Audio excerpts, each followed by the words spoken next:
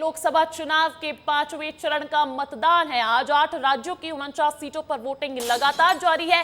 सुबह 7 बजे से शुरू हो गई है और ये 5वां चरण खास है क्योंकि यहाँ पर दिग्गजों की किस्मत का फैसला होगा। राजनाथ सिंह, स्मृति ईरानी समेत 9 केंद्रीय मंत्री मैदान में हैं और पहली बार राहुल गांधी रायबरेली से चुनाव लड़ रहे हैं। उस सीट पर भी आज 5वें चरण के तहत मतदान होना है। राजनाथ सिंह, स्मृति ईरानी और पीयूष गोयल समेत 9 केंद्रीय मंत्री मैदान में है। कुल 9 करोड़ वोटर्स चुनेंगे अपने 49 सांसद आज देश के 8 राज्यों से। तो देखिए, आज देश के 8 राज्यों की 49 सीटों पर वोटिंग होनी है। कुल 695 प्रत्याशी चुनावी मैदान में है, जिसमें दिग्गज भी शामिल है। राजनाथ सिंह, स्मृति ईरानी, पीयूष गोयल समेत 9 केंद्रीय मंत्री इस बार चुनावी मैदान में है। और रायबरेली की बात कर लेते हैं क्योंकि राहुल गांधी वहां से पहली बार चुनाव लड़ रहे हैं। तमाम सियासी ड्रामा के बाद राहुल गांधी का नाम वहां से उतारा गया, जब कयास लगाए जा रहे थे कि शायद अमेठी से वो चुनाव लड़ेंगे, लेकिन फाइनली उनकी सीट है रायबरेली और रायबरेली में आज 5वें चरण के तहत मतदान है। साथ ही साथ राजनाथ सिंह की लखनऊ सीट, स्मृति ईरानी की अमेठी सीट, पीयूष गोयल की महाराष्ट्र की सीट, यहां इसके समेत 9 केंद्रीय मंत्री चुनावी मैदान में हैं। और देखिए, 5वें चरण की वोटिंग में नेताओं से लेकर सितारे और बिजनेसमैन हिस्सा ले रहे हैं। बीएसपी सुप्रीमो मायावती ने लखनऊ में वोटिंग की है, तो मुंबई में फिल्म अभिनेता अक्षय कुमार और उद्योगपति अनिल अंबानी ने भी वोटिंग की है। ये 3 तस्वीरें देखिए आप। दिग्गजों की किस्मत का फैसला होना है और उसमें ये दिग्गज मतदान करने पहुंचे हैं। 5वें चरण की वोटिंग में नेताओं से लेकर सितारों से लेकर बिजनेसमैन हिस्सा ले रहे हैं, क्योंकि मताधिकार आपका अधिकार है, मत का अधिकार है आपका, और आप कुछ भी होने से पहले इस देश के नागरिक है। ये तस्वीर बयां कर रही है। बीएसपी सुप्रीमो मायावती ने लखनऊ में वोटिंग की है, साथ ही साथ उन्होंने जनता से वोट डालने की अपील भी की। तो वहीं मुंबई में फिल्म अभिनेता अक्षय कुमार और उद्योगपति अनिल अंबानी ने भी वोटिंग की है। देखिए, महाराष्ट्र की भी तमाम सीटों पर आज 5वें चरण के तहत मतदान होना है और लखनऊ सीट, जहां से केंद्रीय मंत्री राजनाथ सिंह चुनावी मैदान में है, वहां पर बीएसपी सुप्रीमो अपना मत डाल चुकी है।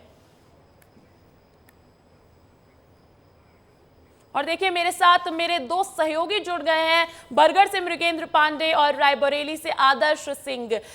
मतदान है आज ओडिशा की 5 सीटों पर और यूपी की 14 सीटों पर मतदान है। सबसे पहले मैं रुख करूंगी मृगेंद्र, आपका ओडिशा का सियासी इतिहास क्या कहता है? क्या भारतीय जनता पार्टी और कांग्रेस पार्टी के लिए इस बार मुश्किलें है या फिर थोड़ा आसान रास्ता नजर आ रहा है?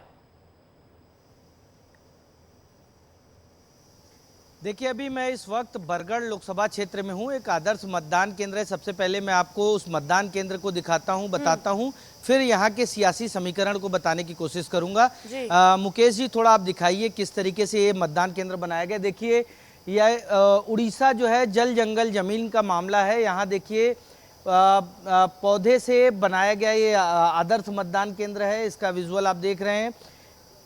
सूर्यमुखी सूर्य की तरह चमकता हुआ, अंग्रेजी में लिखा है we need forest, forest don't need us. मतलब जंगल को हमें ज़रूरत है जंगल की, जंगल को हमारी ज़रूरत नहीं है। ये देखिए, पुलिस को और तमाम चीज़ों को दिखाया गया। मैं चाहूँगा मुकेश जी थोड़ा हम लोग अंदर आकर दिखाएं। ये देखिए, पौधों से पूरा ऊपर जो आप देख रहे हैं ये छाया किया गया है।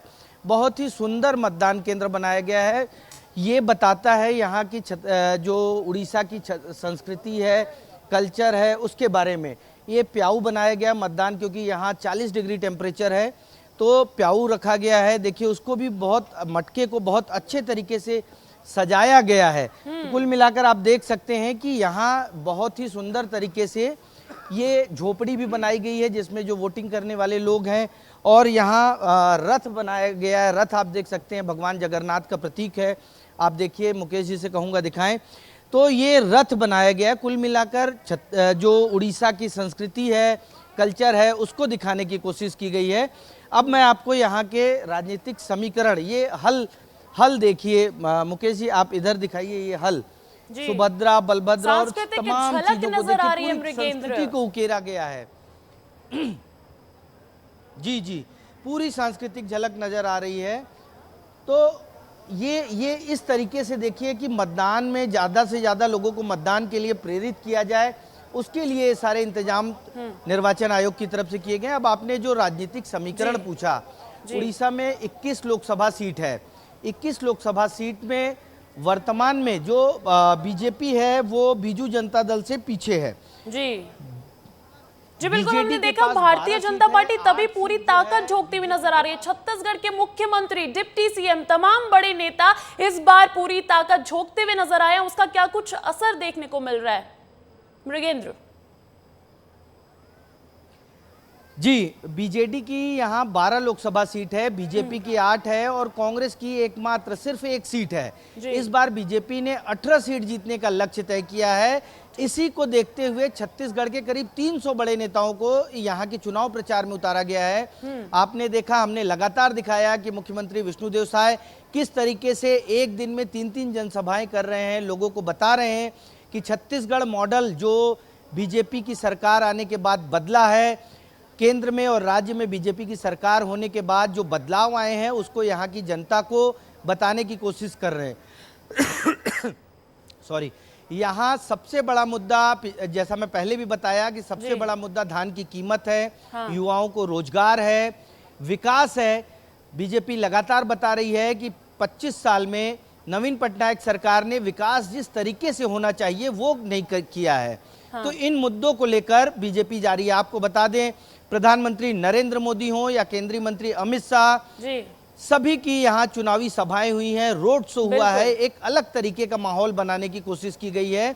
तो कुल मिलाकर बीजेपी ने पूरी ताकत झोंक दी है, क्योंकि इस बार बीजेपी ने अपना नारा दिया है। नारा, उनका लक्ष्य बड़ा है, उसमें उड़ीसा, छत्तीसगढ़ और जो छोटे राज्य हैं उनमें सीटें बढ़ाकर ही भारतीय जनता पार्टी का एक सीट पर फोकस दिख रहा है। ऐसा नहीं है कि छोटा राज्य है, कम सीट है तो वहां पर फोकस नहीं दिखा है। विकास के मुद्दे को लेकर घेरा, ये कह रहे हैं आप। मेरे साथ आदर्श मौजूद है रायबरेली से। रायबरेली में अभी मतदान होते हुए 1 घंटा बीत चुका है, क्या कुछ ग्राउंड की तस्वीरें वो भी बताइएगा। साथ ही साथ रायबरेली काफी सियासत हलचल वाली एक सीट है, उसके क्या मायने हैं अब? आदर्श। देखिए, बिल्कुल 1 घंटे का समय हो चुका है और मतदान लगातार जारी है। कई मतदाता ऐसे हैं जो अपनी बारी का इंतजार कर रहे हैं लाइन में लगकर। और रायबरेली की बात करें तो रायबरेली के साथ साथ हम आसपास जिलों की सीटों को भी समझते हैं, चाहे हम अमेठी की बात करें, लखनऊ की बात करें, बाराबंकी की बात करें या फिर मोहनलालगंज की बात करें। ये वो ऐसी सीटें हैं जो बीजेपी के लिए बेहद महत्वपूर्ण है और कहीं ना कहीं इसको जीतने के लिए बीजेपी ने पूरी ताकत झोंकी हुई है। जैसा कि 2019 में अमेठी का चुनाव जीतने के बाद, यानी कांग्रेस का किला भेजने के बाद बीजेपी कॉन्फिडेंट थी, उसी कॉन्फिडेंस के साथ में इस बार रायबरेली में भी उतरी हुई है। और इसीलिए दोबारा दिनेश प्रताप सिंह को जो यूपी सरकार में राज्य मंत्री होने प्रत्याशी बनाया है बीजेपी ने, तो साथ ही साथ राहुल गांधी ने अपनी मां की सीट से ताल ठोकी है। और इस वजह से कहीं ना कहीं जो कांग्रेस के पुराने कार्यकर्ता, जो कहीं ना कहीं वोटर ग्राफ, जो उनके परसेंटेज का ग्राफ गिर रहा था, वो जो टूट रहे थे, वो कहीं ना कहीं कांग्रेस के साथ जुड़े हुए हैं। निश्चित तौर पर बेहद दिलचस्प सीट होने वाली है, दोनों चाहे हम अमेठी से छोड़ी है। साथ ही साथ उनका ये भी बयान आया था कि मैं अपना बेटा सौंप रही हूं, तो उसका क्या कुछ असर अब देखने को मिल सकता है? ये जो इमोशनल टच इस सीट को दिया गया है। देखिए, बिल्कुल रायबरेली में जिस तरीके से इमोशनल अपील सोनिया गांधी ने की थी कि मैं आपको अपना बेटा सौंप रही हूं, तो कहीं ना कहीं ये मैसेज था साफ तौर पर कि गांधी परिवार का व्यक्ति हमेशा से यहां पर चुनाव लड़ता रहा है, आपके बीच में रहा है। तो अब मेरे जाने के बाद, यानी मेरे सीट छोड़ने के बाद राहुल गांधी वो प्रक्रिया, राहुल गांधी वो लेगेसी जो है आगे लेकर जाएंगे।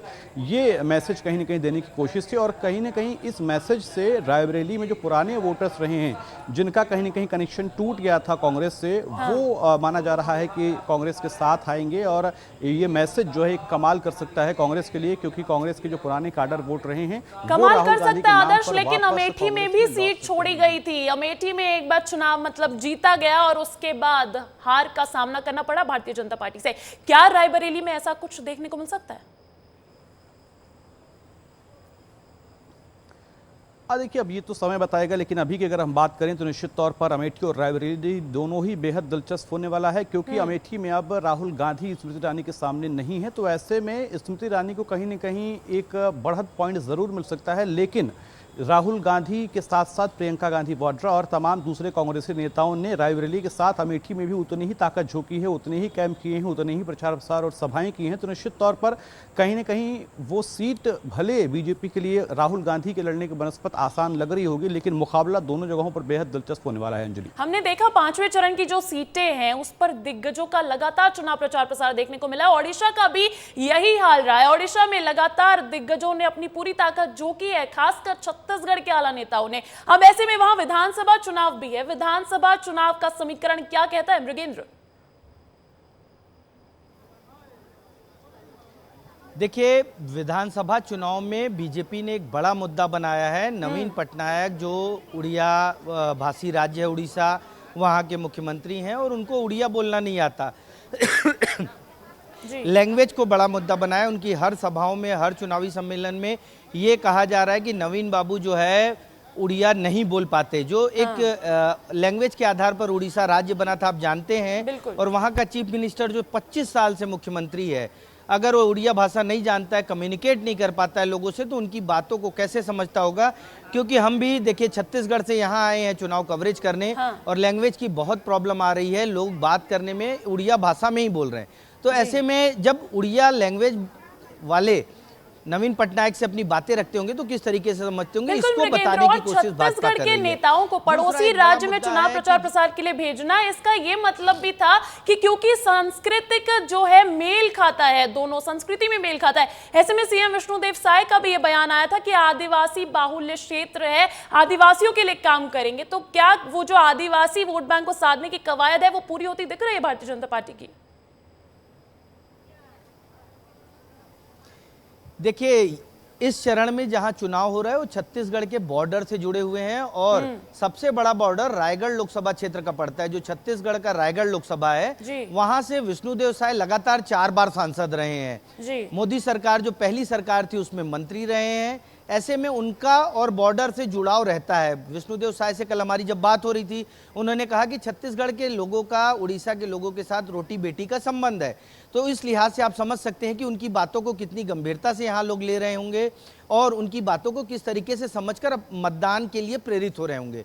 दूसरी बात, उड़ीसा का जो ये 5 सीटें हैं उसमें रोजगार के जो रोजगार है, दूसरा कारोबार का जो संबंध है वो रायगढ़ और रायपुर से है। यहाँ के अधिकांश बड़े कारोबारी या तो सीधे रायपुर से जुड़े हैं या रायगढ़ से जुड़े हैं। तो कुल मिलाकर 2 तरीके के संबंध, एक तो इनके आत्मीय संबंध है, पारिवारिक संबंध है, दूसरा कारोबारी संबंध है। तो कुल मिलाकर ये जो बेल्ट है जहां आज चुनाव हो रहे हैं 5 सीटों पर, उसका असर बहुत ज्यादा देखने को मिलेगा छत्तीसगढ़ के नेताओं के प्रचार करने से। ठीक है, मैं आदर्श का रुख कर लेती हूँ। अमेठी की सीट भी आदर्श, उसमें केएल शर्मा को कांग्रेस पार्टी ने उतार दिया है और स्मृति ईरानी मजबूत चेहरा है, उन्होंने राहुल गांधी को हराया था, केंद्रीय मंत्री भी है। ऐसे में क्या कह सकते हैं कि स्मृति ईरानी को वॉकओवर वाली स्थिति मिल गई है? देखिए, ये कहना मुश्किल होगा क्योंकि जो अमेठी का रुझान है, जो माहौल है, उसमें अगर हम देखें तो स्मृति ईरानी के लिए न सिर्फ केंद्रीय नेताओं ने, बीजेपी के नेताओं ने प्रचार प्रसार किया, बल्कि अगर हम कांग्रेस के दिग्गज नेताओं की बात करें तो उन्होंने भी किशोरी लाल शर्मा के लिए प्रचार किया। चाहे हम राहुल गांधी की बात करें, प्रियंका गांधी वाड्रा की बात करें, या फिर तमाम दूसरे राज्यों के जो बड़े नेता रहे हैं वो भी जाकर लगातार किशोरी लाल शर्मा के लिए कैंपेनिंग से लेकर प्रेस कॉन्फ्रेंस तो तमाम रैलियाँ कर रहे हैं। तो निश्चित तौर पर उतना आसान मुकाबला नहीं होने वाला है कि हम ये कह सकें कि फिलहाल वॉकओवर मिल चुका है स्मृति ईरानी को। लेकिन ये जरूर है कि राहुल गांधी या प्रियंका गांधी वाड्रा में से अगर कोई भी वहां से चुनाव लड़ता अमेठी से, तो वो ज्यादा मुश्किल मुकाबला होता इस बार के बनस्पत किशोरी लाल शर्मा की, क्योंकि गांधी परिवार का जो कनेक्ट है वो कहीं ना कहीं महत्व रखता है अमेठी और रायबरेली की सीट पर। आदर्श, ये 5वें चरण की सीट है, उसमें 14 सीटों पर आज मतदान हो रहा है, लखनऊ की सीट भी शामिल है। इन 14 सीटों के समीकरण की अगर बात कर ले तो कितना फर्क, कितना अंतर भाजपा और कांग्रेस का नजर आ रहा है? देखिए इन 14 सीटों में कई सारी ऐसी सीटें हैं जो बीजेपी के पहले से ही कब्जे में है और जहां पर बीजेपी बड़ी मजबूत स्थिति में है। अगर हम अभी की बात करें तो चाहे हम मोहनलालगंज की बात करें, अब लखनऊ की बात करें, अमेठी की बात कर लेते हैं और इसके साथ साथ कैसरगंज, या तमाम वो सीटें हैं जहां पर कौशाम्बी की बात करते हैं जहां पर फिलहाल चुनाव हो रहा है। तो इन जगहों पर बीजेपी पहले से ही बहुत मजबूत है और निश्चित तौर पर राज्य में सरकार उसी पार्टी की हो, अगर जिसकी सरकार केंद्र में हो तो वो कहीं ना कहीं बढ़त और फायदा होता है। केंद्रीय योजनाओं से जो लाभ मिलता है वो सही स्तर तक, ग्रामीण स्तर तक पहुंच जाता है और उसका फायदा कहीं ना कहीं होता है। तो निश्चित तौर पर वो एक फायदा बीजेपी के लिए एज पॉइंट, प्लस पॉइंट हो सकता है और इसीलिए कहा जा रहा है कि इन 14 सीटों में काफी सीटों पर, अगर हम अमेठी और रायबरेली को सीधे तौर पर छोड़ दें तो काफी सीटों पर बीजेपी बेहद मजबूत स्थिति में है। बाकी सीटों पर बीजेपी बेहद मजबूत है। ठीक है आदर्श, मेरे साथ दिल्ली से अमृत तिवारी जुड़ गए हैं। अमृत, दिल्ली में दिग्गजों की रैली देखी गई, चुनाव प्रचार प्रसार देखा गया, पीएम मोदी, राहुल गांधी, तमाम दिग्गजों ने वहां से रैलियां की है। अब दिल्ली से देश की राजधानी दिल्ली से देश की ये जो सीटें हैं जहां पर आज मतदान हो रहा है, उन पर क्या मैसेज, क्या कुछ असर दिख रहा है? अंजलि देखिए, अगर लोकसभा चुनाव की पूरे बात करें तो 350 से ज़्यादा सीटों पे मतदान हो चुके हैं और अब 49 सीटों पे 5वें चरण के लिए मतदान जारी है। दिल्ली से जो भी मैसेजिंग देनी चाहे, जो भी पार्टी देना चाहे, वो अपने तरीके से दे रही है। आप देख सकते हैं कि दिल्ली में 7 सीटों के लिए मतदान होने बाकी है, 25 तारीख को मतदान होने हैं, लेकिन तमाम जो दिग्गज है अब वो दिल्ली की बैटल में आकर के कूद गए हैं। साफ तौर पे यहाँ से इशारा ये है कि जो भी बात दिल्ली से कही जाए वो देश के अलग अलग हलकों में पहुंचे, अलग अलग जगहों, लोकसभा क्षेत्रों में पहुंचे, जो इनके टारगेट वोटर्स हैं वहां तक इनकी बात पहुंचे, इनके कार्यकर्ताओं तक बात पहुंचे। इसी के मद्देनजर देख सकते हैं कि दिल्ली की जो सियासत है वो पूरी तरह से एक तरह से अपने एक्सिस पे बहुत तेजी से घूमने लगी है और इसका एक वजह यह है कि अब जो है चुनाव आखिरी पड़ाव पे है और तमाम जो पार्टी, चाहे वो भारतीय जनता पार्टी हो, कांग्रेस हो या आम आदमी पार्टी हो, हालांकि आम आदमी पार्टी बहुत ही कम सीटों पे चुनाव लड़ रही है, जबकि कांग्रेस और भारतीय जनता पार्टी जो है वो दोनों ये राष्ट्रीय पार्टियां हैं, ये अलग अलग लेवल पे देखा जाए देश के हर कोने में है। लेकिन आम आदमी पार्टी की जो दाव लगी है साख, वो दिल्ली में लगी है और साथ ही साथ पंजाब में भी इनका एक बड़ा हिस्सा जो है वहां पे दाव पे लगा हुआ है। पंजाब में आम आदमी पार्टी अपर हैंड रखे हुए है, लेकिन पिछले दिनों का जो एक समीकरण बना है, विवाद बने हैं, उसके चलते आम आदमी पार्टी को पंजाब में काफी, अगर कहा जाए कि धक्का पहुंचने की उम्मीद है, लेकिन अभी भी वहां पे वो अपर हैंड है और वहां उसकी लड़ाई कांग्रेस से ही है। लेकिन अगर दिल्ली की बात करें तो दिल्ली में कांग्रेस और आम आदमी पार्टी एक साथ चुनाव लड़ रहे हैं। भारतीय जनता पार्टी इनके खिलाफ है। भारतीय जनता पार्टी के पास एक मजबूत वोटों का बेस है। गठबंधन की बात कर लेते हैं, क्योंकि देखिए अरविंद केजरीवाल बाहर आए, दिल्ली में हाई वोल्टेज ड्रामा लगातार चल रहा है। ऐसे में जो ये ड्रामा चल रहा है उसका फायदा मिलेगा या नुकसान मिलेगा इंडिया गठबंधन को? जी, अभी जो भी जो प्रकरण हुए हैं, पहले अगर देखा जाए जिस तरह से अरविंद केजरीवाल जेल से बाहर आए, नो डाउट उसमें कहीं ना कहीं आम आदमी पार्टी एक एज पे थी। अरविंद केजरीवाल के कार्यकर्ता जोश में थे, उत्साह में थे और वो है अपने लोगों के बीच में यह बात जो है मन में बिठाने में कामयाब हो रहे थे कि उनके खिलाफ जो है साजिशें हो रही हैं। लेकिन जिस तरह से स्वाति मालीवाल का केस आया और उसके बाद से चीजें जो है बदलनी शुरू हुई, इसमें अब भारतीय जनता पार्टी का प्रचार तंत्र हावी हो गया और तमाम नेता जब सवाल पूछने लगे आम आदमी पार्टी नेताओं से कि जनाब अब आप क्या कहेंगे, आप तो आंदोलन से निकली हुई पार्टी थे, महिलाओं के लड़ने वाली पार्टी बताते थे, निर्भया आंदोलन में आपने कहा था कि हम बढ़ चढ़ कर हिस्सा ले, लेकिन स्वाति मालीवाल के केस में आपकी जबान बंद क्यों है? आम आदमी पार्टी यहाँ पीछे हटते हुए दिखाई दी, लेकिन बाद में उन्होंने, जैसा कि मैं पहले भी बता चुका हूँ, कि उन्होंने रणनीति बनाई कि सबसे पहले कोई चीज़ ओन नहीं करनी है अपनी गलती को और सीधे सीधे हमला ही बोलना है। अब जबकि 25 तारीख को मतदान होने, ऐसे में आम आदमी पार्टी के नेता अब हमलावर दिख रहे हैं, अपनी बातों को जो है वो सिर्फ हमले के मोड में ही कहने के फिराक में दिख रहे हैं। तो ऐसे में उनका मैसेज ये नहीं है कि सिर्फ दिल्ली की जंग, जबकि उनका सबसे बड़ा स्टेक पंजाब में लगा है, वहां मतदान हो रहा है देश भर की 49 सीटों पर। 49 सीटों में 40 से ज्यादा सीटें भारतीय जनता पार्टी की। ऐसे में जब भारतीय जनता पार्टी के लक्ष्य ही है अमृत की 400 पार का इस बार उन्होंने नारा दिया है, तो ऐसे में अब क्या समीकरण कहता है इस बार का समीकरण? जी जी बिल्कुल, उनकी जो अभी तक की जो एक कोशिश रही है और जिस तरह से वो कार्यकर्ताओं में जान फूंकते रहे हैं, वो 400 पार की बात उनकी तरफ से होती रही है। तमाम इनके स्टार प्रचारक भी 400 पार की बात करते रहे हैं। हमने अलग अलग प्रदेश में जो भारतीय जनता पार्टी के मुख्यमंत्री थे उनकी रैलियां कवर की, उनके जनसभाओं में भी गए।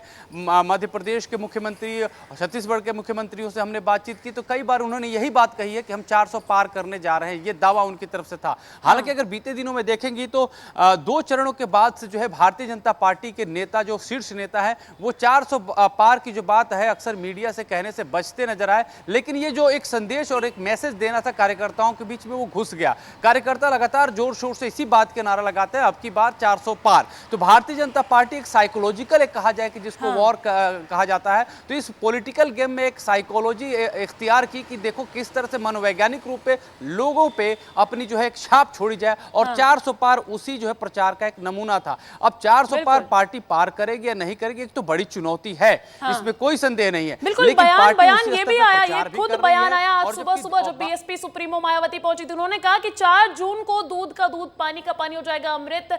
लखनऊ में वोटिंग के बाद बीएसपी सुप्रीमो मायावती क्या बोली हैं वो हम आपको सुना देते हैं, पहले फिर लौटेंगे। चरण से जुड़े मतदाताओं से ये पुरजोर अपील करती हूँ कि वो भी अपना वोट डालने जरूर अपने अपने पोलिंग बूथ पर जाएं। हालांकि मैं जब भी जिस भी चरण में वोटिंग होता है तो मैं हमेशा यही अनुरोध करती हूँ कि जलपान आदि आप बाद में करें, पहले अपना वोट डालने के लिए जरूर जाएं।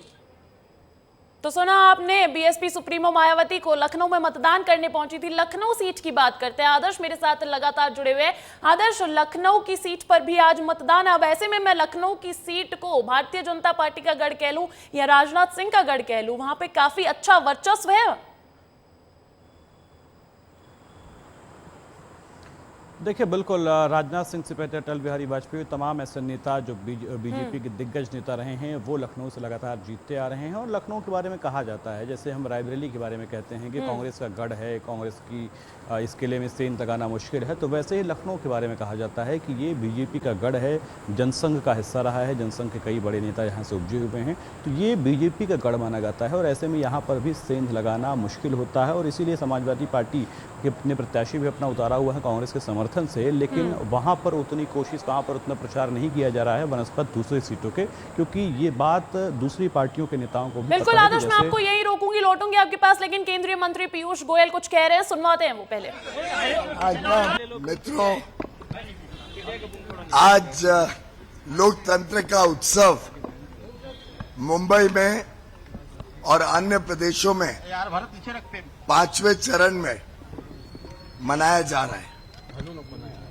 जैसा माननीय प्रधानमंत्री नरेंद्र मोदी जी ने आग्रह किया देशवासियों से, उनके परिवारजनों से, हम सब इस उत्सव में भाग लें, हम सब मिलकर इस उत्सव को सफल बनाएं। आज लगभग 100 करोड़ भारतवासी, भारत के नागरिक, भारत के मतदाता छोटे